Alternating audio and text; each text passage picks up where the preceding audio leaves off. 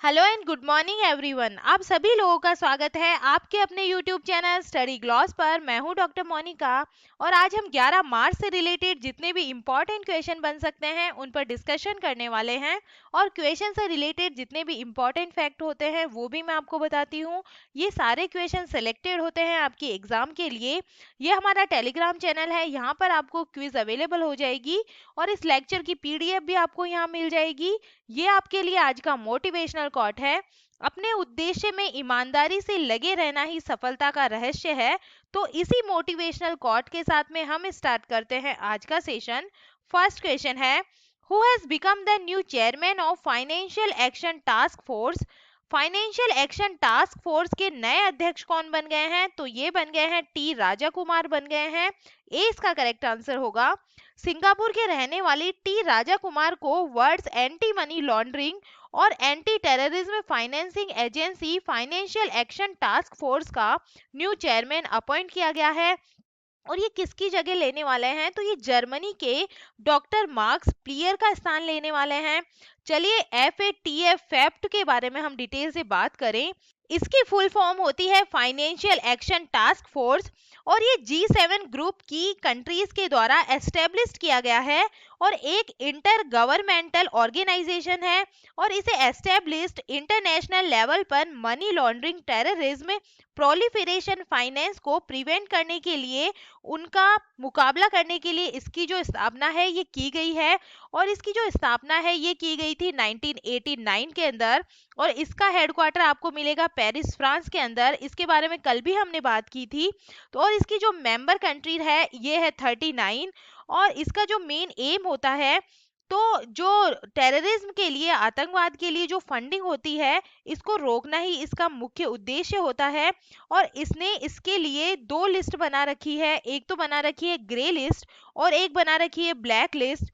Grey list में उन देशों के नाम आते हैं जिन पर ये निगरानी रखता है और ब्लैक लिस्ट में वो देश आते हैं जिन पर सैंक्शन लगाए जाते हैं, मतलब प्रतिबंध लगाए जाते हैं। और अभी पाकिस्तान को काफी टाइम से ग्रे लिस्ट में रखा गया है और अब यूएई को भी ग्रे लिस्ट में डाल दिया गया है। और इसके जो नए अध्यक्ष है ये कौन बन गए हैं? टी राजा कुमार बन गए हैं, तो ये आप ध्यान रखिएगा। चलिए इंटरनेशनल अपॉइंटमेंट से रिलेटेड क्वेश्चन है, तो टॉप 5 इंटरनेशनल अपॉइंटमेंट्स के बारे में हम जान लेते हैं जो रिसेंटली अभी हुए हैं। Who has become the first black woman जज of the US Supreme Court? तो ये बनी है Ketanji Brown Jackson. Who has become the new chairman of International Rubber Study Group? तो ये कौन बने हैं? ये बने हैं KN राघवन बने हैं।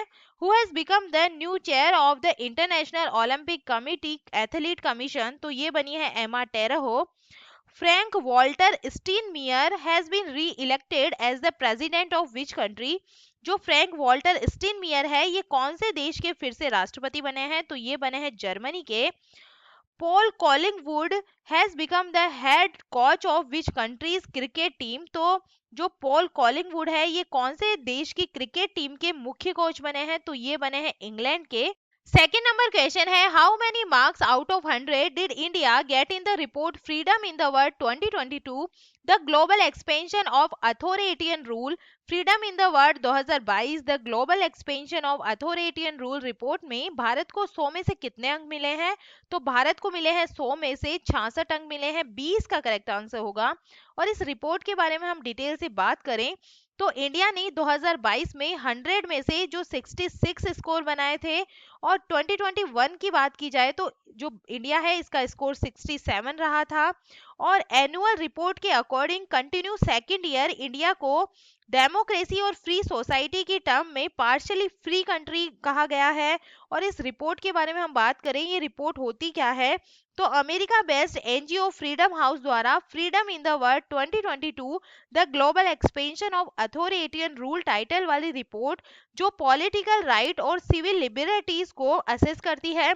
और इंडिया का इंडिपेंडेंस स्कोर बोलिविया, हंगरी और अल्बानिया के सिमिलर है और सबसे वर्स्ट स्कोरिंग कौन कौन सी कंट्रीज का रहा है, तो इसके अंदर है south Sudan, Syria, Tibet, Turkmenistan, Eritrea और नॉर्थ कोरिया इसके अंदर इंक्लूड है।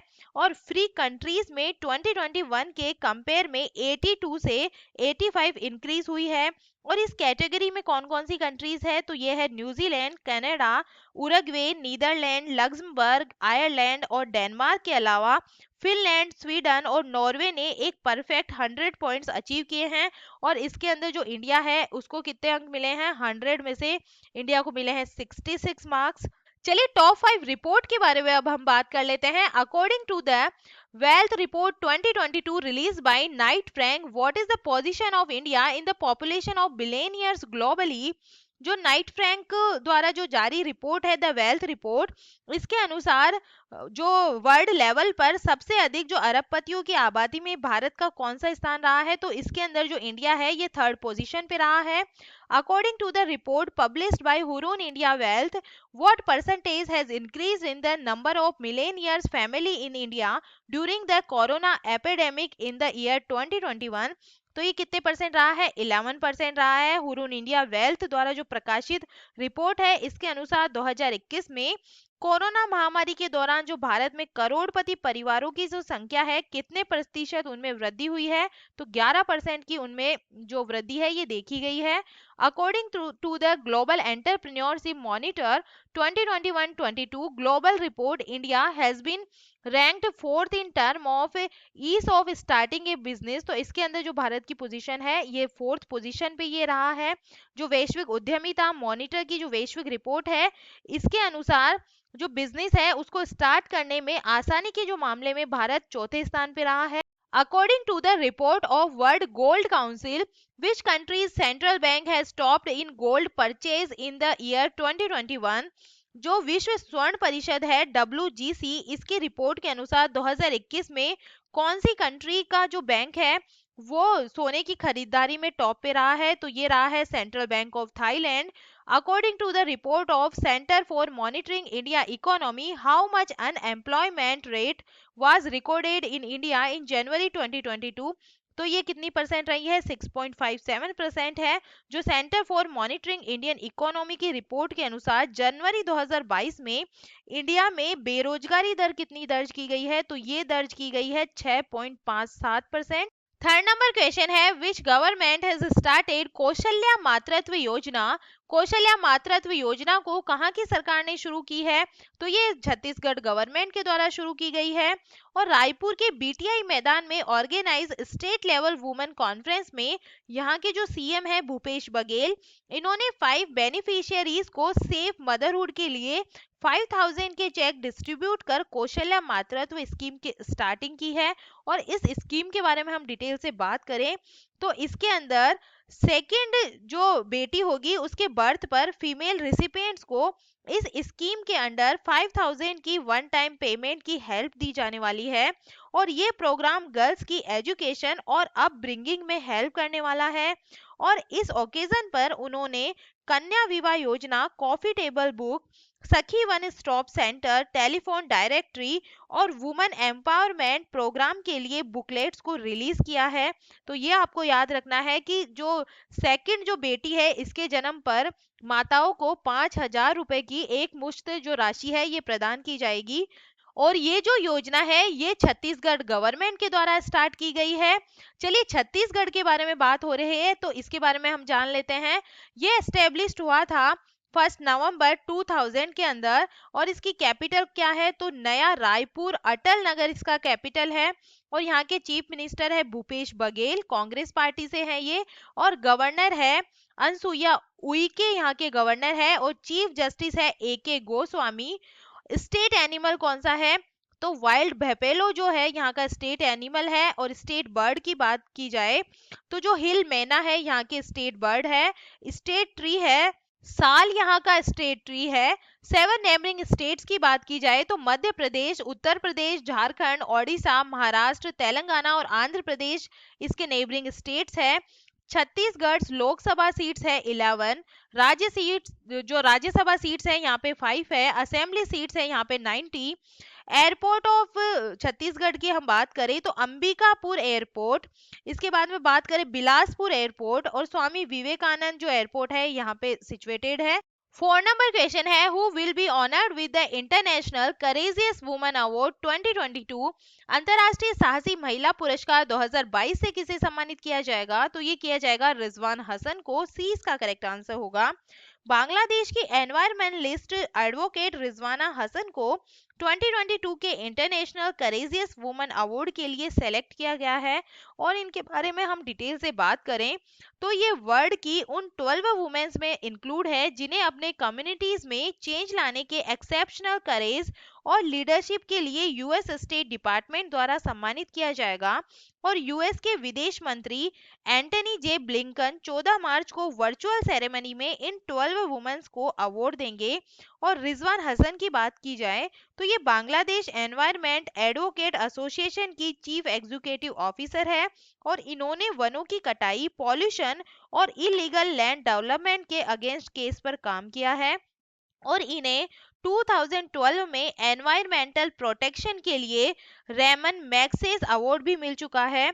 और इस अवार्ड के बारे में हम बात करें तो ये यूएस स्टेट डिपार्टमेंट ने इस अवार्ड की जो स्टार्टिंग है ये 2007 के अंदर की थी। और अब तक 80 कंट्रीज की 170 वुमेन्स को उनके साहस और हौसले के लिए ये जो अवार्ड है ये दिया जा चुका है। और जो 2022 का जो ये अवार्ड है इंटरनेशनल करेजियस वुमेन्स अवार्ड, ये दिया जाएगा रिजवान हसन को। चलिए अवार्ड्स की बात हो रही है तो टॉप अवार्ड्स के बारे में हम जान लेते हैं। Which Indian sports person has been awarded the Param Vishisht सेवा मेडल एंड पद्मश्री अवार्ड? तो ये किसे मिला है? नीरज चोपड़ा को मिला है। How many people have been honoured with Padma award in 2022? तो कितने लोगों को जो पद्म पुरस्कार है ये दिए गए हैं? तो 128 जो लोग हैं इनको ये पुरस्कार दिया गया है। Which honor was given by the president to the first CDS general Bipin Rawat? 26 जनवरी 2022 को जो रिपब्लिक डे पे जो देश के पहले सीडीएस जनरल बिपिन रावत को राष्ट्रपति द्वारा कौन सा जो अवार्ड है ये दिया गया है? तो ये पद्म विभूषण इनको दिया गया है। How many children have been honoured since the prime minister's national children's award 2022? Pradhanmantri राष्ट्रीय बाल पुरस्कार 2022 में कितने बच्चों को ये जो अवार्ड है ये दिया गया है? तो इसके अंदर 29 जो चिल्ड्रन है इनको ये अवार्ड दिया गया है। 5 नंबर क्वेश्चन है, who will host the virtual meeting of G7 agriculture ministers? G7 कृषि मंत्रियों की आभासी बैठक की मेजबानी कौन करेगा? तो ये करने वाला है जर्मनी। ए इसका करेक्ट आंसर होगा। और जर्मनी गवर्नमेंट ने कहा है कि ग्लोबल फूड सिक्योरिटी पर रूस और यूक्रेन के बीच कॉन्फ्लिक्ट के इम्प्लीकेशन का पता लगाने के लिए G7 एग्रीकल्चर मिनिस्टर्स की एक वर्चुअल मीटिंग ऑर्गेनाइज होने वाली है। और इस मीटिंग के अकॉर्डिंग क्या बोला गया है? तो गवर्नमेंट के अकॉर्डिंग ग्लोबल फूड सिक्योरिटी पर रूस के यूक्रेन के आक्रमण के इफेक्ट और फूड मार्केट को सर्वोत्तम रूप से स्थिर करने के तरीके को संबोधित करने के लिए जर्मनी G7 एग्रीकल्चर मिनिस्टर्स की एक वर्चुअल मीटिंग ऑर्गेनाइज करेगा। और इसकी जो मेजबानी है ये जर्मनी करने वाला है।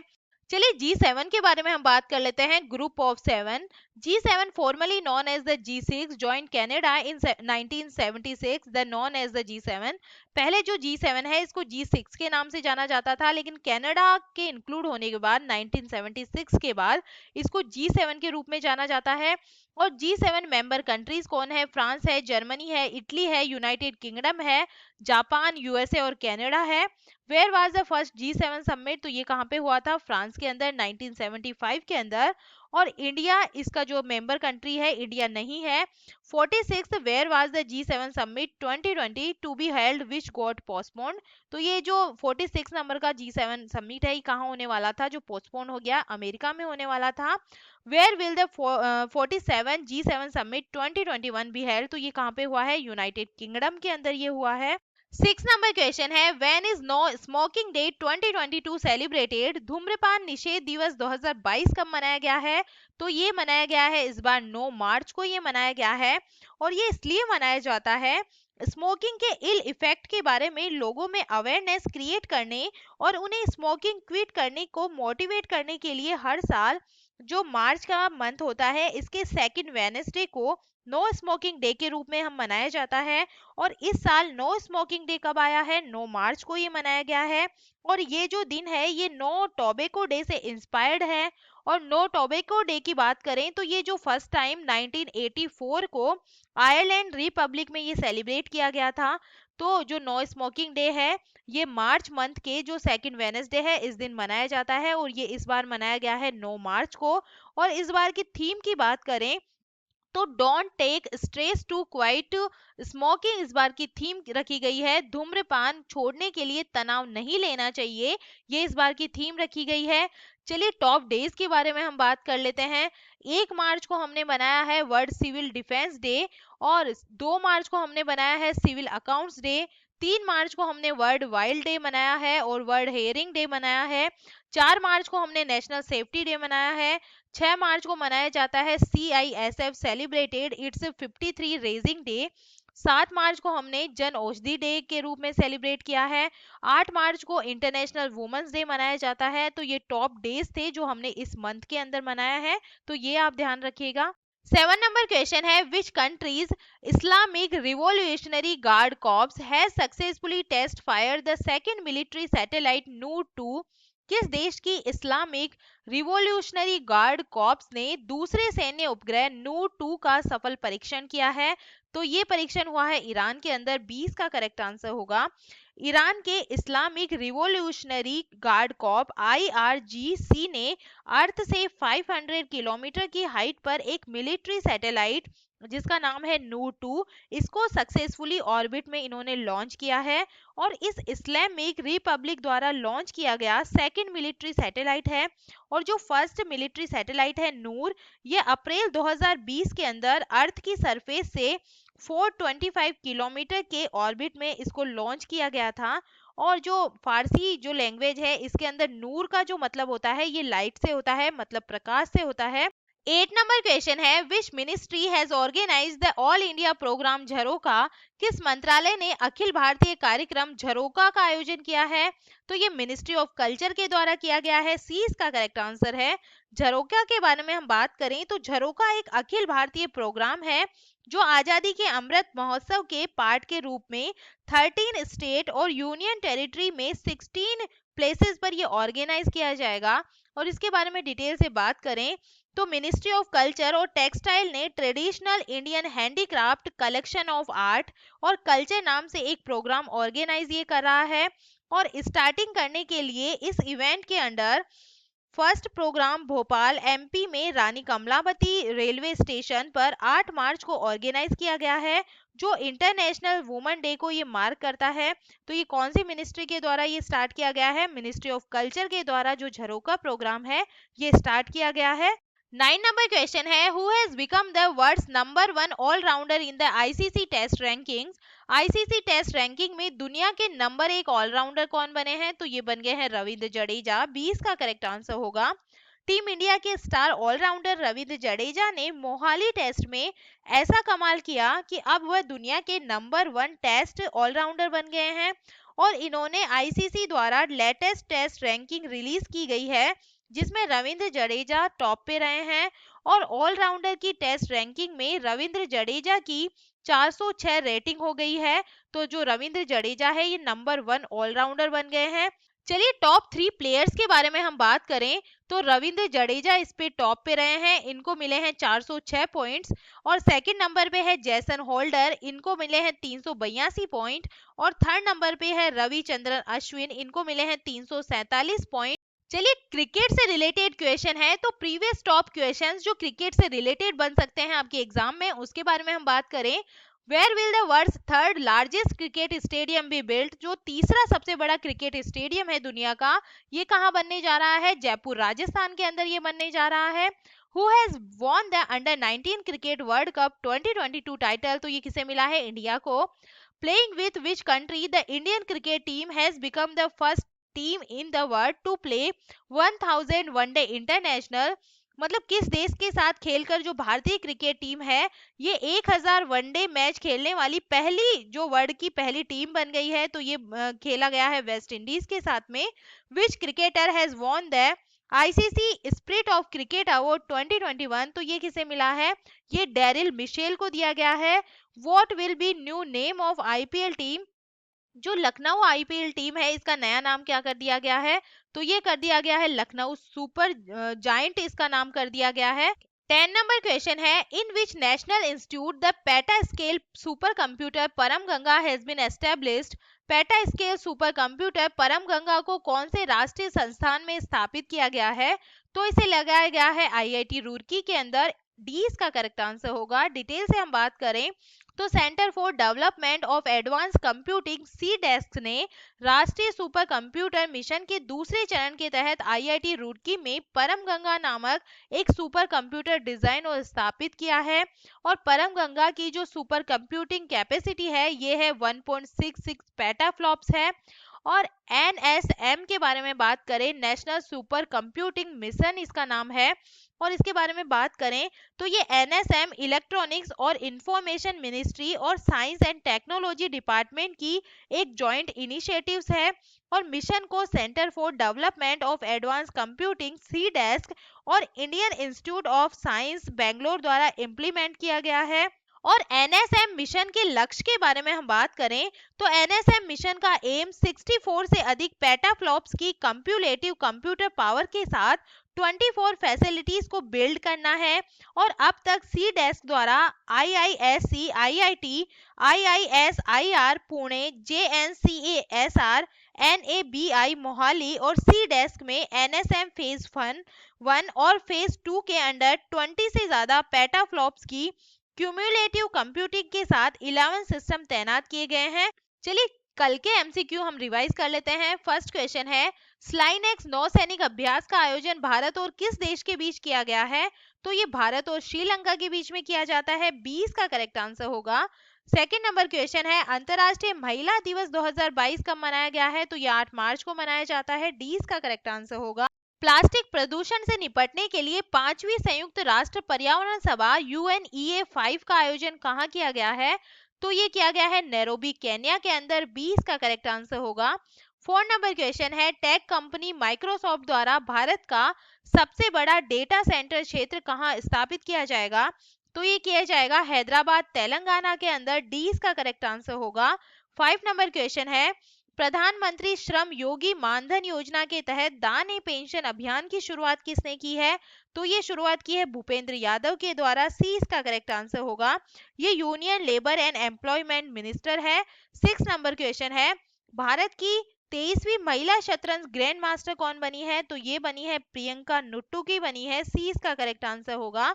7 नंबर क्वेश्चन है, महिलाओं के लिए समर्थ नाम से एक विशेष उद्यमिता प्रोत्साहन अभियान को किसने शुरू किया है?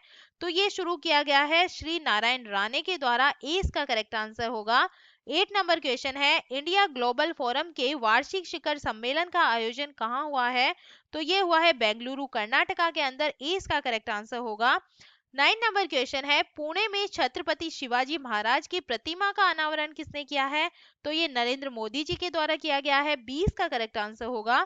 10 नंबर क्वेश्चन है, कौन सा देश फैट्व की ग्रे लिस्ट में शामिल हुआ है? तो ये हुआ है पाकिस्तान। ए इसका करेक्ट आंसर होगा। और ये था कल का स्टडी ग्लोस क्वेश्चन। ऑस्ट्रेलियन ओपन 2022 में महिला एकल ग्रैंड स्लैम का खिताब किसने जीता है? तो ये जीता है एशले बार्टी के द्वारा। सी इसका करेक्ट आंसर होगा।